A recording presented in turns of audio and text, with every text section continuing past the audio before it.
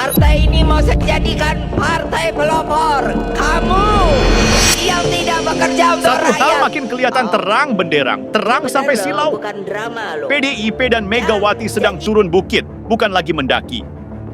Ini bukan sekadar soal kalah pemilu, bukan cuma angka-angka di KPU, tapi soal kehilangan sentuhan dengan realitas rakyat. Jawa Tengah yang selama ini digembor-gemborkan sebagai kandang banteng, justru berubah jadi cermin retak yang memantulkan wajah PDIP apa adanya. Lelah, kusam, dan bingung arah. Dulu Jawa Tengah itu diceritakan seperti benteng terakhir ideologi. Tempat banteng beranak pinak, tempat suara aman, tempat menang tanpa mikir.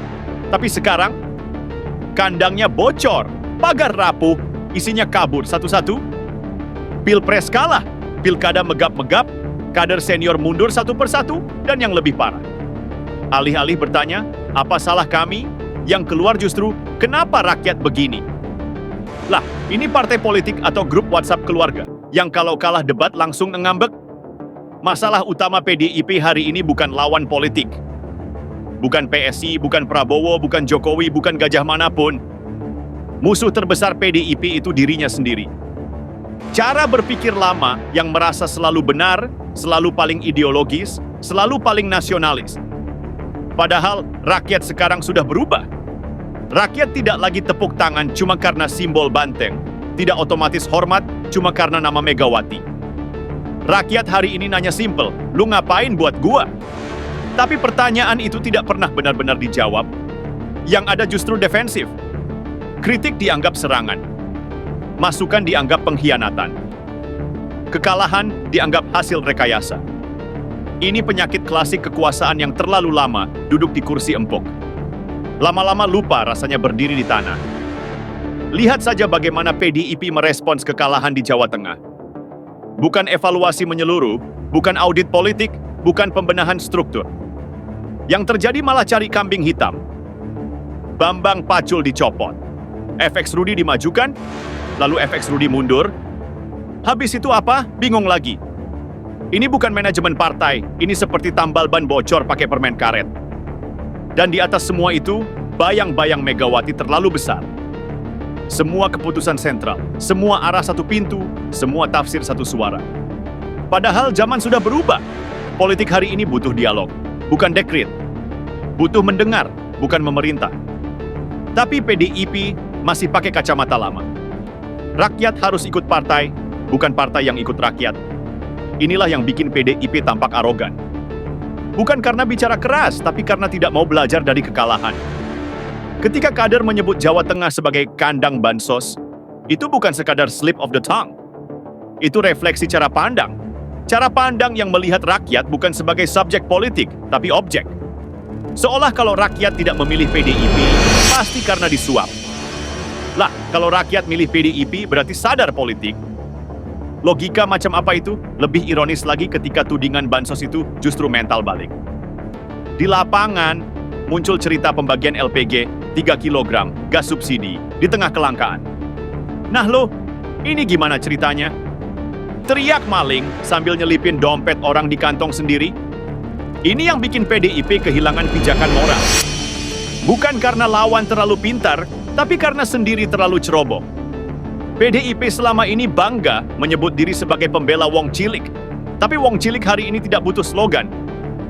Mereka butuh harga beras stabil, gas ada, kerjaan jelas, anak bisa sekolah. Ketika realitas ini tidak terjawab, lalu rakyat protes lewat bilik suara, malah dibilang kandang bansos. Ya wajar kalau rakyat tersinggung. Ini bukan sekadar salah strategi, ini salah sikap. Dan soal Megawati, mari kita jujur. Perannya besar, jasanya banyak, sejarahnya panjang. Tapi justru karena itu, kritik jadi penting.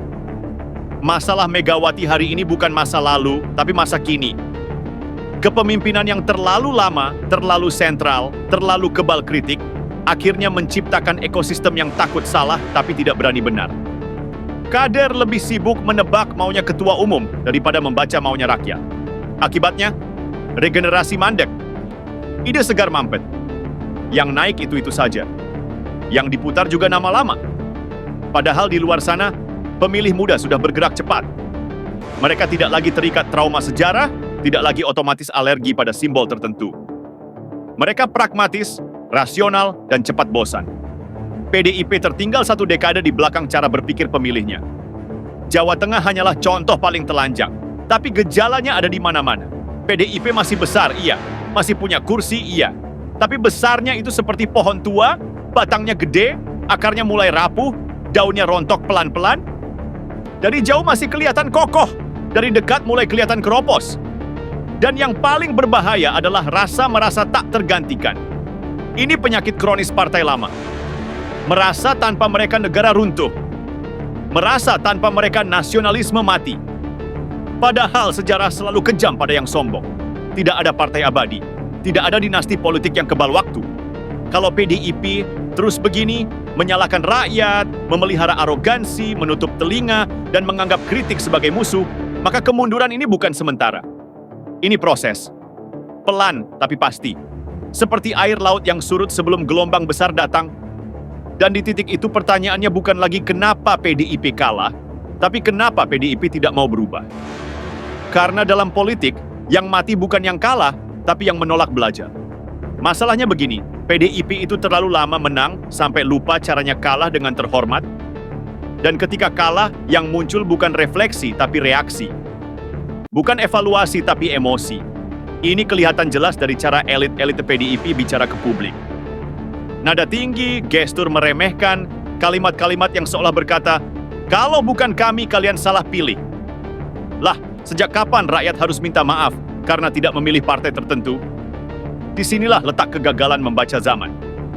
Politik hari ini bukan lagi soal siapa paling lama berjuang, tapi siapa paling relevan hari ini.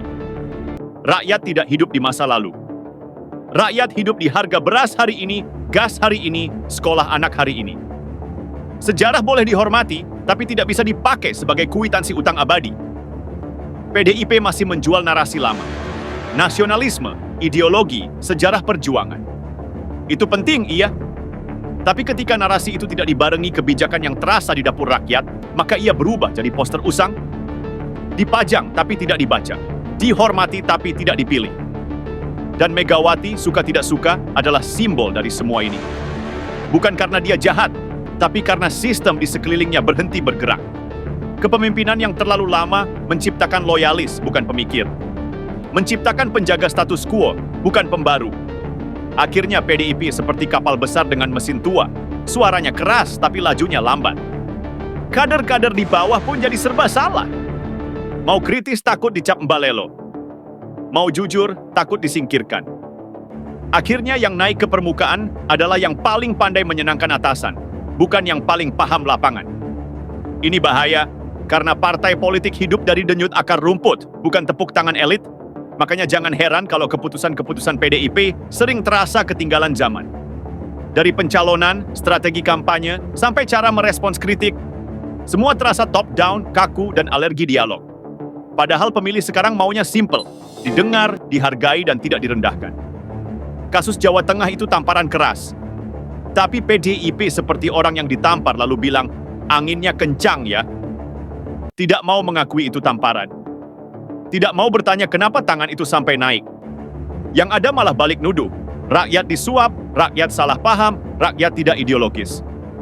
Lah, ini rakyat atau murid nakal? Padahal, kalau jujur, rakyat Jawa Tengah itu sabar. Terlalu sabar malah. Bertahun-tahun dipimpin figur yang sama, partai yang sama, narasi yang sama. Tapi ketika kesabaran itu habis dan rakyat memilih alternatif, PDIP justru merasa dikhianati. Ini logika feodal, bukan demokratis. Demokrasi itu sederhana. Rakyat berhak memilih dan partai wajib menerima. Kalau kalah, introspeksi. Kalau menang, jangan jumawa. Tapi PDIP kebalik. Menang dianggap hak, kalah dianggap konspirasi. Ini tanda partai yang mentalnya belum move on dari era dominasi. Dan soal bansos ini luka paling dalam. Karena di sini PDIP kehilangan posisi moral. Ketika partai yang paling lantang bicara wong cilik justru tersandung isu pemanfaatan bantuan, maka runtuhlah narasi suci itu. Rakyat bisa memaafkan salah strategi, tapi sulit memaafkan kemunafikan. Di titik ini, kepercayaan runtuh bukan karena satu kasus, tapi akumulasi. Seperti tembok yang retak sedikit-sedikit. Satu retak tidak roboh, tapi retak demi retak, akhirnya ambruk juga. PDIP hari ini berdiri di depan tembok itu, tapi masih sibuk mengecat bagian depan, bukan memperbaiki fondasi. Dan jangan salah, ini bukan serangan dari luar. Ini alarm dari dalam. Alarm dari suara rakyat, dari angka-angka pemilu, dari kader yang mundur, dari simpatisan yang diam. Ketika pendukung setia mulai diam, itu lebih berbahaya daripada teriakan lawan. Kalau PDIP dan Megawati tidak segera berubah, bukan kosmetik, bukan ganti orang, tapi ganti cara berpikir, maka yang terjadi bukan sekadar penurunan suara, tapi penurunan relevansi. Dan dalam politik, relevansi itu segalanya. Tanpa relevansi, sebesar apapun partai, ia cuma jadi monumen. Monumen boleh megah, tapi tidak hidup, tidak bergerak, tidak mendengar, dan akhirnya ditinggalkan.